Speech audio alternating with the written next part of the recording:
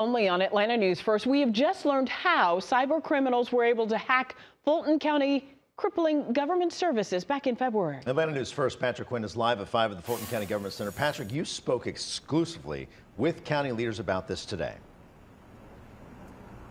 Blair, if you can believe it, Fulton County leaders, they told me it was just one employee here in Fulton County making one wrong click, and that allowed cyber criminals to access the IT system here in Fulton County. They told me they have fixed that issue, and they say right now, tonight, Fulton County's IT system much stronger, which means your personal data much safer.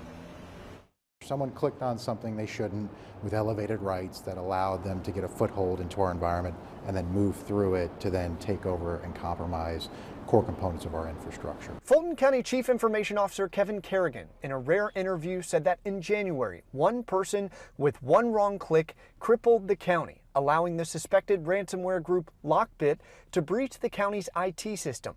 The county's jail, courts, tax, and payroll systems were all derailed for weeks. It's a trying experience. I likened it to somewhat like COVID. Kerrigan told me while the group Lockbit threatened to publish personal and private data of the millions of residents and employees in Fulton County, they never did, and in fact, never had much. They did not get a very large set of data. From all the forensics we've done, the data set they had was small. We were invited to the Metro Atlanta Cybersecurity Summit, where we learned the county never intended to pay the still undisclosed ransom amount, and in fact bluffed its way through negotiations. They gave us a number and we sort of negotiated down for the purpose of buying time. They gave us not one, not two, but 3 different deadlines, and at each deadline we said no. Since 2020, Lockbit has made roughly 1,700 cyber attacks and collected more than $90 million in ransom, but not $1 from Fulton County.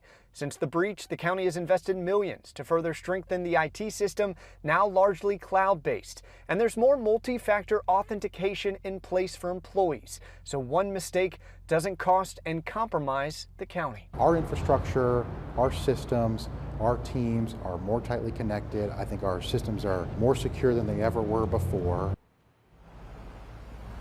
And Fulton County leaders, they say that all systems, they are fully restored at this point. They also said they relied heavily on cyber insurance, which they've had for roughly a decade. Now, a major point of today's summit was to help inform other local governments how to avoid cyber attacks. Fulton County knows another attack could be coming at any point, but they say they are much better protected. Live tonight from downtown Atlanta, Patrick Quinn, Atlanta News First.